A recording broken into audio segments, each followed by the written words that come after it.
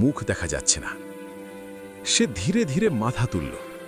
মুখে কোনো চোখ নেই, শুধু কালো গর্ত, আর ঠোঁট দুটো হাসছে। আমি চিৎকার করে পিছিয়ে গেলাম, পড়ে গেলাম মেঝেতে। মেয়েটা এগিয়ে আসছে, তার পা মেঝে ছোঁয় না, হাওয়ায় ভাসছে।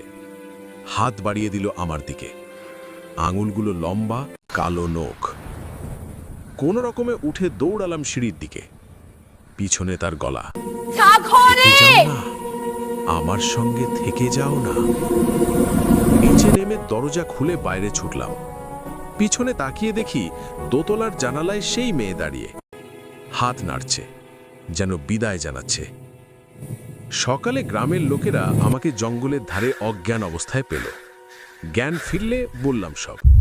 তারা চুপ করে শুনল। তারপর বুড়ো কাকা বললেন, ওই মেয়েটা ছিল বাড়ির মালিকের মেয়ে।